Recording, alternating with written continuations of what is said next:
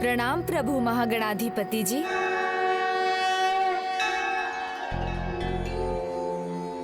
हे विघ्नहर्ता गणेश, जयंत को यहाँ से जाने के लिए विवश मत कीजिए, अन्यथा जो भी अभी तक हुआ है सब निरर्थक हो जाएगा।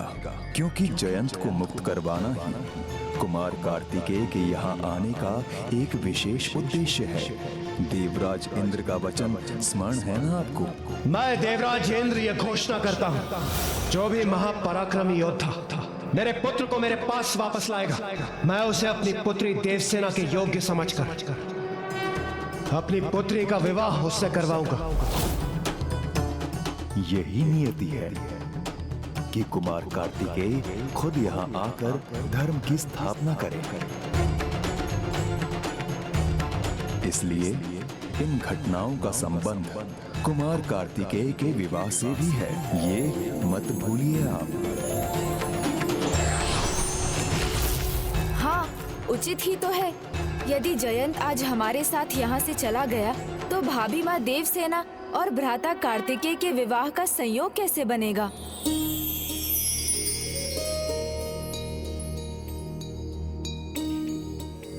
क्या है सत्य है प्रभु? दीदी देवसेना और प्रभु कार्तिकेय का विवाह होगा? सत्य ही नहीं, ये नियति है और पूर्व जन्म में दिया भ्राता कार्तिकेय का वचन भी प्राप्त है उन्हें। मैं आपको वचन देता हूँ, अगले जन्म में मैं आपसे विवाह अवश्य करूंगा। वीर बाहूजी भाभी माँ देवसेना को उनकी सुरक्षा के लिए कैलाश ले गए और वहाँ माँ ने उन्हें भ्राता कार्तिकेय से विवाह का आशीर्वाद दिया।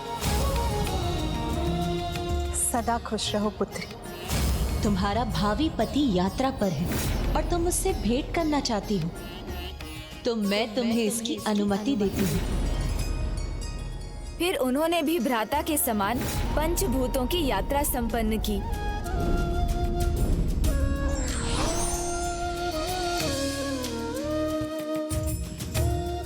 और वहीं पहुंच गईं, जहां भ्राता कार्तिकेय इस समय संयम व्रत में लीन है। अर्थात दीदी और प्रभु दोनों का दिव्य मिलन होगा, उनका विवाह होगा, तब तो मेरी प्रतीक्षा सार्थक है। हाँ जयंत, किंतु मुझे ऐसा आभास हो रहा है जैसे तुम्हारी दीदी किसी संकट में है। पुत्री, उठो पुत्री। प्रभु, तो आपसे मेरी विनती है, शीघ्र जाकर मेरी दीदी की सहायता कीजिए, मेरी चिंता त्याग दीजिए। उन्होंने अब तक मेरी रक्षा की है, प्रभु कार्तिकेय मेरा कोई अहित नहीं होने देंगे, वो मेरी रक्षा करने अवश्य आएंगे। धन्य हो तुम जयंत, धन्य है तुम्हारी अटूट भक्ति। अपने आराध्य में ऐसा अटूट विश्वास और भक्ति की सच्ची निष्ठा ही भगवान की भी शक्ति बनती है और अधर्म पर धर्म की विजय का कारण भी। विघ्नहर्ता गणेश जी, यदि पुत्र जयंत यहाँ रुकेगा तो हम उसे यहाँ अकेला छोड़कर कैसे जा सकते हैं? नहीं वायुदेव, मैं अकेला कहाँ हूँ, मेरे साथ तो स्वयं मेरे प्रभु सुब्रमण्यम कार्तिकेय स्वामी सदा रहते हैं। और यदि आप अभी नहीं जाएंगे तो प्रभु की सेना में उनके सहायक कैसे बनेंगे? ये प्रश्न तो मेरे प्रभु की प्रभुता का है। उन्हें अपनी भक्ति रक्षा करने आना ही होगा।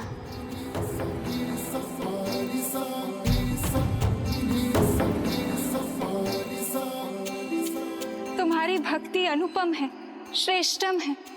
तुम उत्तम भक्ति के उदाहरण हो जयंत।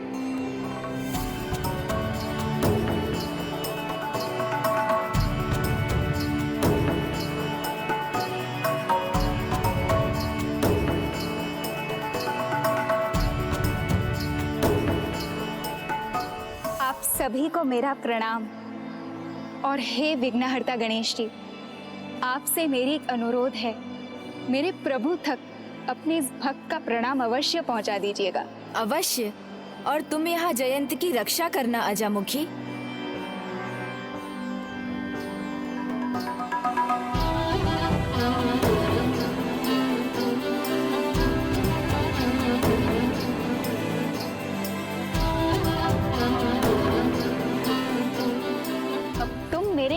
रहोगे जयंत, मेरे साथ ही चलोगे। चलो। नहीं अजामुखी जी, हमारे मार्ग अलग है।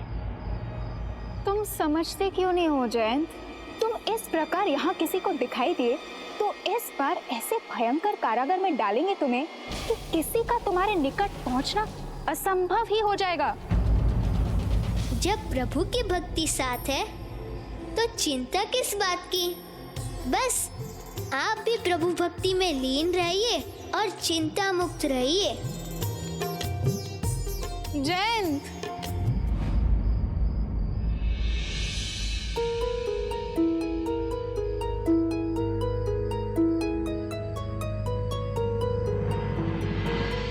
सूर्योदय हो रहा है और पुत्री देवसेना अभी भी मूर्छित है। यदि ऐसा ही रहा तो बहुत बड़ा अनर्थ हो जाएगा। इस प्रकार तो देव सेनापति कुमार कार्तिकेय की अंतिम दिवस की पूजा पूर्ण नहीं हो पाएगी। उनकी ये यात्रा असफल हो जाएगी, उनका व्रत भंग हो जाएगा और मेरी पुत्री देवसेना की, उसकी सेवा, उसकी निष्ठा, सब कुछ व्यर्थ हो जाएगा। कदापि नहीं, मेरे रहते ऐसा कदापि नहीं होगा देवराज। गणेश जी। प्रभु! प्रथम पूज्य गणेश जी, देखिए ना ये मेरी पुत्री को क्या हो गया। ये मूर्छा से बाहर ही नहीं आ रही। कुछ कीजिए गणेश जी, कुछ कीजिए। जिन्होंने भक्ति और सेवा भाव की सर्वोच्च परीक्षा में सफलता प्राप्त की है, उन्हें भला कुछ कैसे हो सकता है। इनकी मूर्छा तो अभी भंग हो जाएगी, जैसे ही आशीर्वाद स्वरूप इन्हें अपने स्वामी की चरण रज प्राप्त होगी। प्रभु!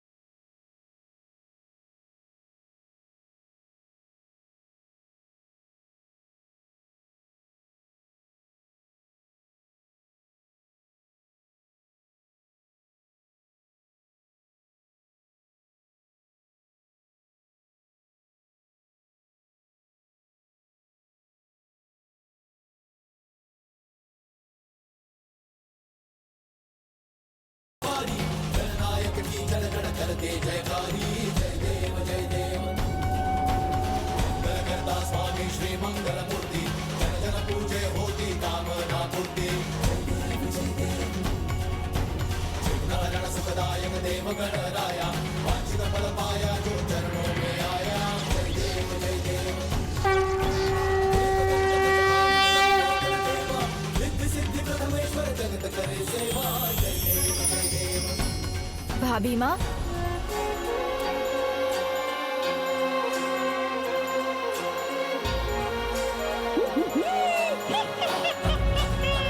मुझे विलंब क्यों हो रहा है?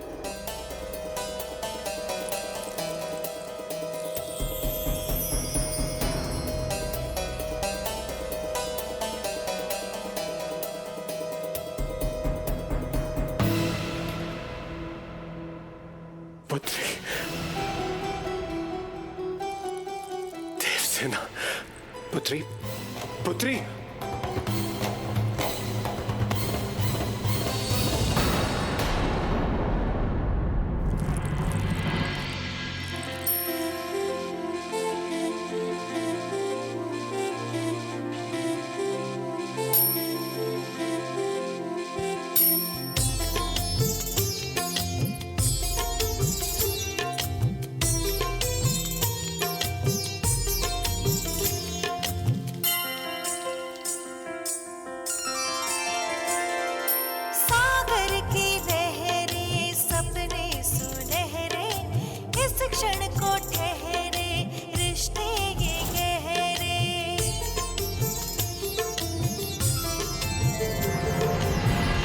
भाभी माँ की भक्ति उनकी निष्ठा अनुपम है। अभी मूर्छित अवस्था से उठने पर भी, पूर्ण रूप से कुशल ना होने पर भी सर्वप्रथम उनके मन में एकमात्र पूजा संपन्न करने का ही विचार है।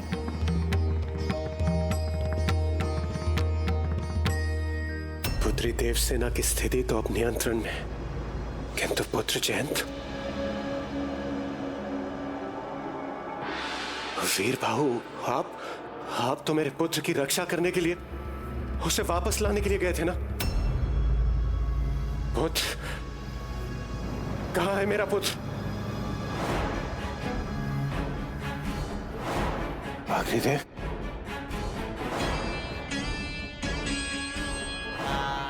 वायुदेव, यदि आप सभी देवगण यहाँ हैं और सुरक्षित हैं, तो फिर मेरा पुत्र जयंत कहाँ? उत्तर दीजिए देवगण, कहाँ है मेरा पुत्र? वहां तो स्वयं प्रभु कार्तिकेय की भक्ति में रम गए, इसलिए उनकी तो कदापि चिंता ना करेंगे देव।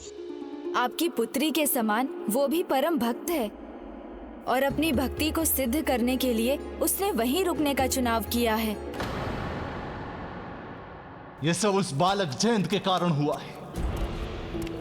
यदि वो फिर मेरे सामने आए तो उसे कीट के समान मसल के रख दूंगा। प्रभु सुब्रमण्यम कार्तिकेय स्वामी की जय। विघ्नहर्ता श्री गणेश की जय। प्रभु सुब्रमण्यम कार्तिकेय स्वामी की जय।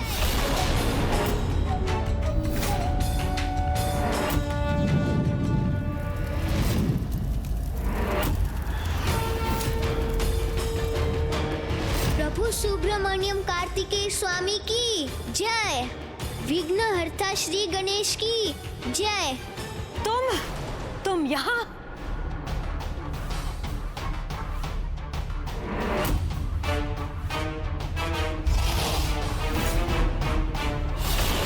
अब आ ही गए हो तो उचित स्वागत के लिए तैयार भी हो जाओ। नहीं ज्येष्ठ। अजयमुखी, हट जाओ मेरे मार्ग से। मैं आपको आगे नहीं बढ़ने दूंगी। ये अनर्थ मैं आपको कदापि नहीं करने दूंगी ज्येष्ठ। स्मरण करो, तुमने वचन दिया था कि मेरे आदेश का पालन करोगे।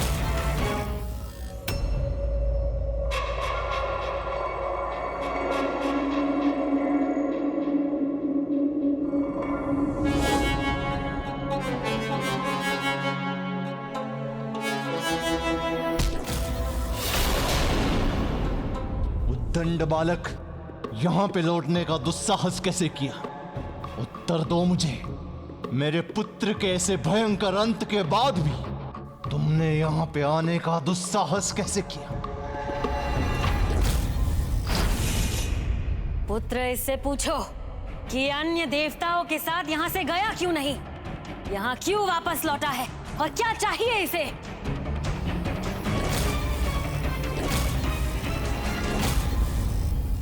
कदाचित इसका प्रभु इससे तनिक भी स्नेह नहीं करता, इसकी मृत्यु चाहता है, इसीलिए इसे यहाँ छोड़ गए।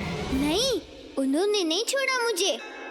यहाँ रुकने का चुनाव स्वयं मैंने किया है, ये प्रमाणित करने के लिए कि मेरे प्रभु को मुझसे कितना स्नेह है। क्योंकि मुझे विश्वास है कि यहाँ महेंद्रपुरी में धर्म की शक्ति को स्थापित करने तथा अधर्म का नाश करने और मुझे यहाँ से मुक्त कराने स्वयं मेरे प्रभु सुब्रमण्यम कार्तिकेय स्वामी विघ्नहर्ता श्री गणेश के साथ शीघ्र यहाँ आएंगे। वो बालक आएगा यहाँ? और क्या कहा तुमने? किसके साथ आएगा? उनके भ्राता गजानन श्री गणेश जी के साथ। तुम्हारा अर्थ ये है कि वो लंबी सूंड वाला, बड़े पेट वाला, जिनकी आंखें भी छोटी हैं और जिनका कद भी छोटा है, किंतु कान और मस्तक आवश्यकता से भी अधिक बड़ा, वो यहाँ पे आएगा।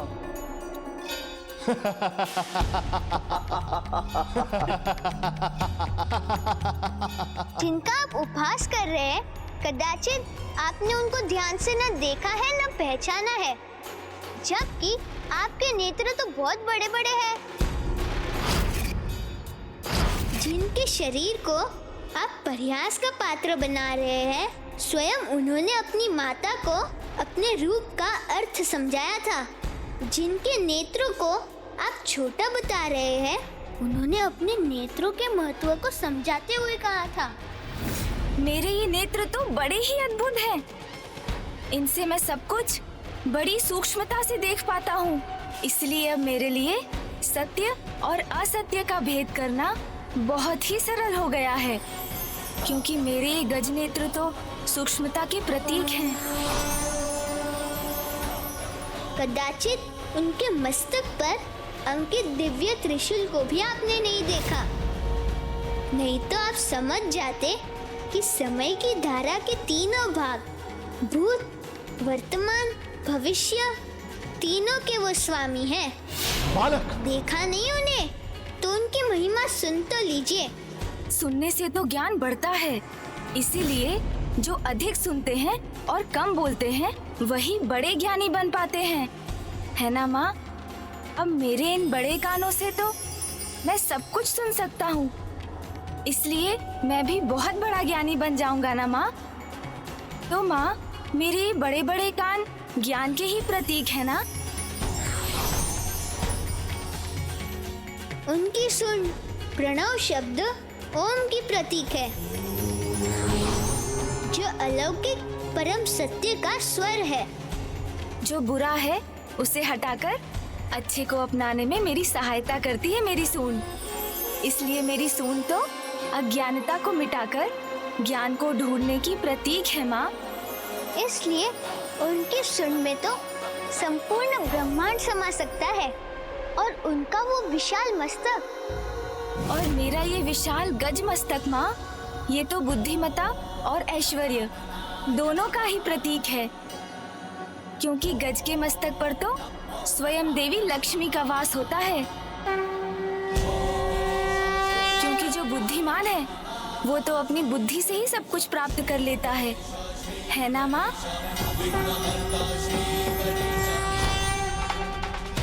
उनकी चतुर्भुजाई, मनसा, बुद्धि, अहंकार, चित्त रूपी सूक्ष्म गुणों की और उनकी परम पवित्र चेतना के साथ इन गुणों को हमारे भीतर जागृत करने का माध्यम है।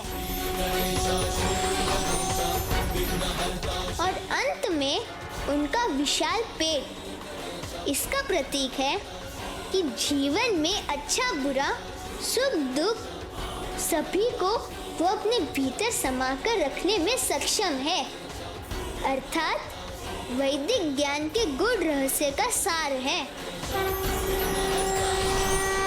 और उनके छोटे छोटे पद शुभता के प्रतीक है। जहाँ उनका आगमन होता है वहीं शुभता का विस्तार होता है।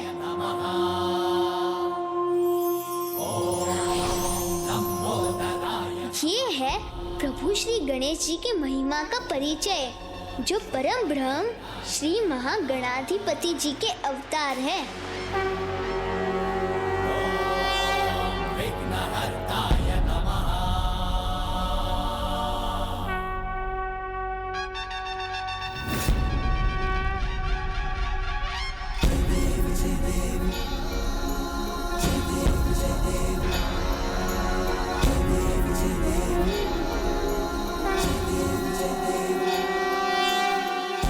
ऐसी है उनकी अद्भुत स्वरूप की सुंदरता।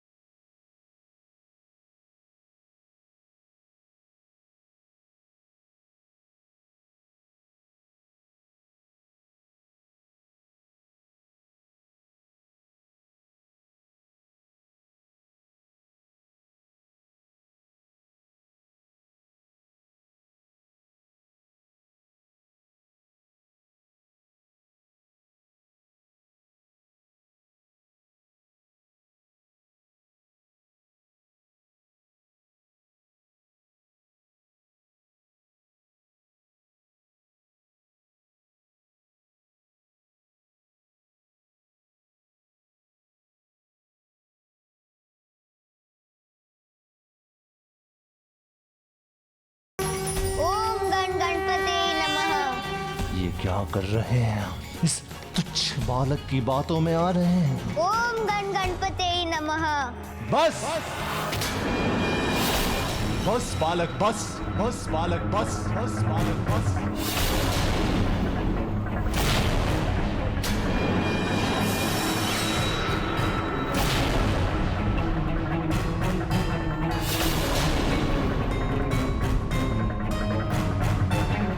तुम कहते हो कि परम ब्रह्म है वो, जिनके ऊपर संपूर्ण संसार का भार है, तो क्या उनके पास इतना समय है कि तुम्हारे जैसे तुच्छ कीट की प्रार्थना सुनकर, तुम्हारी पुकार सुनकर तुम्हारी रक्षा करने के लिए आएंगे?